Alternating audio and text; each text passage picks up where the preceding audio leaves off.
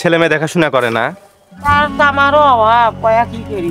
আহারে, ছেলে মেয়ে দেখাশোনা করে না? না, দুইটাই খাই। আলাদা খায়, বিয়ে করে আলাদা সংসার পেতেছে, ভাত দেয় না আপনাদেরকে? আহারে, গ্রামীণ জীবনে অসহায় বাবা মাদের কষ্ট একটি হৃদয় বিদারক। বাবা মা যখন শেষ বয়সে এসে যায় তখন সন্তানরা অবহেলা করে, দেখাশোনা করে না ঠিকভাবে, তখন চরম দুর্দশায় দিন কাটাতে হয় এইসব বাবা মাদের। বন্ধুরা, আপনাদেরকে আমি শুভেচ্ছা জানাচ্ছি, তৌসিফ আহমেদ। আজকে গ্রামে চলে এসেছি, আশা করি আমার সাথেই আপনারা থাকবেন। চাচি, আসসালামু আলাইকুম। কেমন আছেন?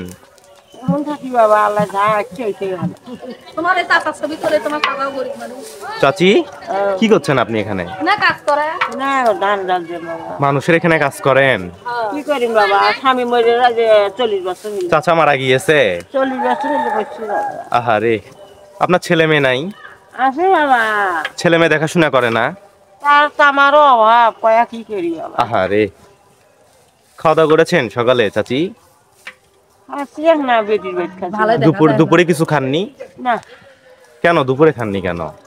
আরে, গ্রামের মানুষজন একবেলা খায় আর একবেলা না খেয়ে থাকে, এভাবে কষ্ট করে চলছে। চাচি, এই যে আপনার ছেলে মেয়েকে আপনি যে পৃথিবীর আলো দেখালেন, এই আলো দেখানোটা কি আপনার সবচেয়ে জীবনের ভুল ছিল নাকি?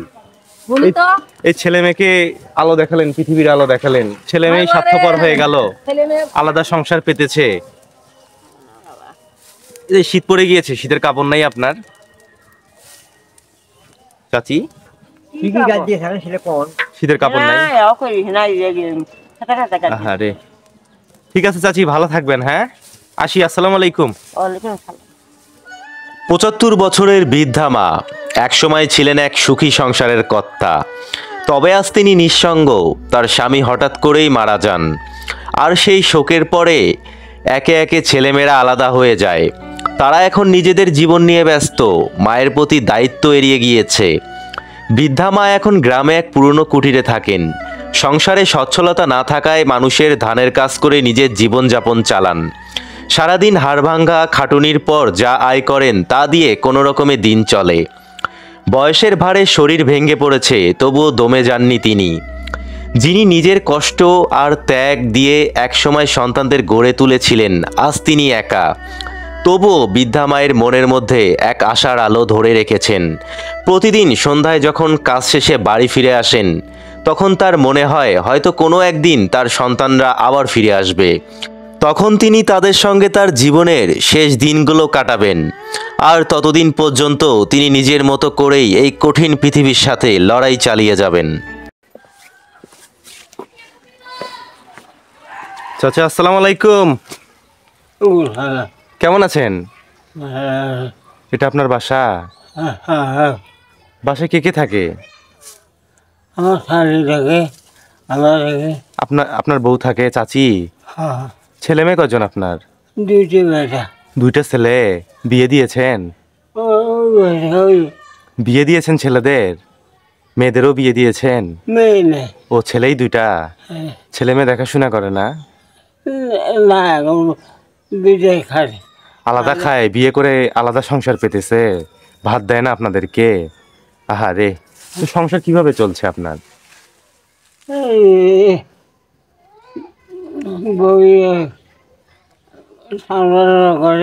বউ একটু কাজ করে চাচি, মানুষের বাসায় একটু কাজ করে, এভাবেই চলছে। আহারে, চাচা ভাত খেয়েছেন সকালে? দুপুরে কিছু খাননি ভাত? আহারে, এই তো ঠান্ডা পড়ে গিয়েছে, আপনার কম্বল নাই গায়ে দেওয়া রাতের? কম্বল নাই? আহারে, কি গায়ে দেন? কাঁথা? কাঁথা গায়ে দেন? আহারে, আপনার চোখে কি হয়েছিল? ধান কাটে আদি আবাদ করছিল। হ্যাঁ হ্যাঁ, তার আগে দেখিনি। এই জন্য ওই যে ধান কাটতে গিয়ে অ্যাক্সিডেন্টটা হয়ে গেছিল। ধান কাটতে যায় অ্যাক্সিডেন্টটা হয়েছিল চোখে। আহারে, চাচার কি খেতে ভালো লাগে? গোস্ত, পোলাও, বিরিয়ানি এসব কতদিন হলে খান না? অনেকদিন হলে খান না?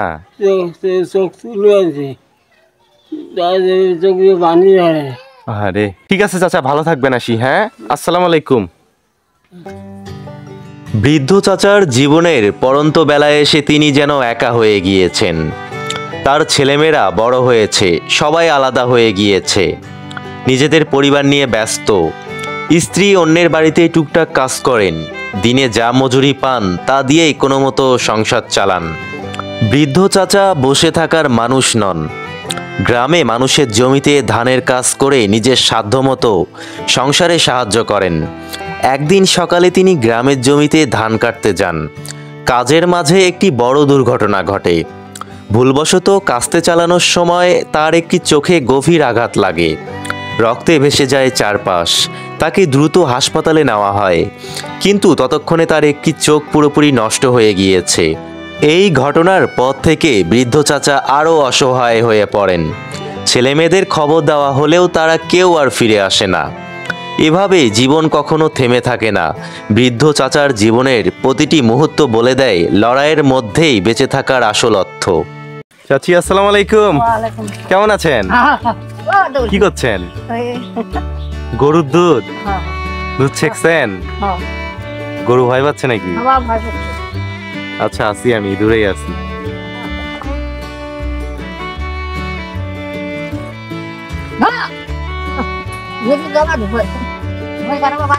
ভয় করে? নেন, সমস্যা নেই।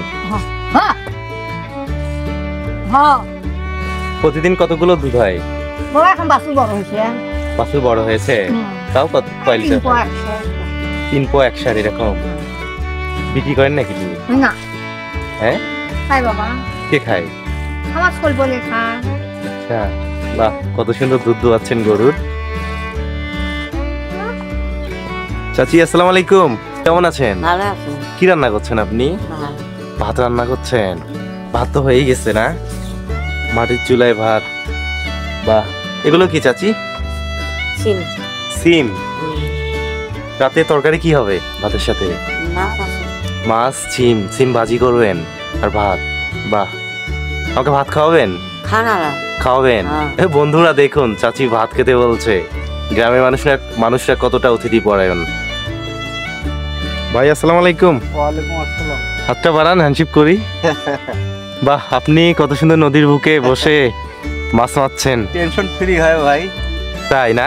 মানসিক শান্তি, মানসিক শান্তি পান না? মাছ পেয়েছেন? পাইছি অল্প কয়টা। কই দেখি মাছ। ওরে বাবা, অল্প কয়টা। বন্ধুরা দেখুন, কি মাছ? ট্যাংরা। ট্যাংরা মাছ। ওরে বাবা, ঝাপতেছে আপনার মাছ না ভিতরে? ওরে বাবা, এই যে মাছ, দেশি মাছ। নদীর মাছ তো ভীষণ টেস্ট। হ্যাঁ। কতক্ষণ মাছ মারবেন? আমি 12টার দিকে আসছি আর কি, আর আসি আধা ঘন্টা 1 ঘন্টা। বাহ, ঠিক আছে, ভালো থাকবেন।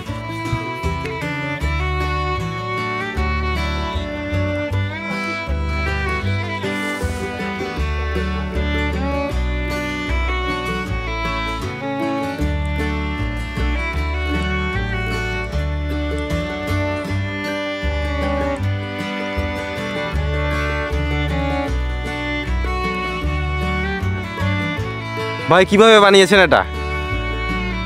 দড়ি টেনে টেনে চলে আসলো সবাই নৌকাতে। এটা তো দেখা যাচ্ছে যে এই পাশে ওই পাশে দড়ি লাগানো না? দড়ি লাগানো, বাঁশ লাগানো আছে। দড়ি টানলেই চলে আসে। বন্ধুরা দেখুন, কি অদ্ভুত এক নৌকা। এই যে দড়ি টানলেই ওই পারে চলে যায়, আবার এই পারে চলে আসে। মানুষজন এভাবে পারাপার করছে। বাহ।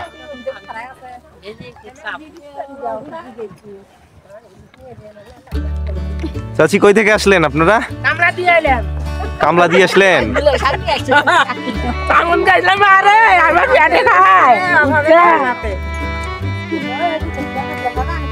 তো ভাই, ঠিক আছে, ভালো থাকবেন। হ্যাঁ ভাই, আসসালামু আলাইকুম, কেমন আছেন? কি করছেন আপনি? আমি দূর থেকে দেখতে পারলাম। মাছ ধরার জন্য রাত্রে। মাছ ধরার জন্য কি করছেন? দিলা দিচ্ছি, আদা দিচ্ছি। মানে মাছের টোপ দিচ্ছেন? মাছের টোপ কি?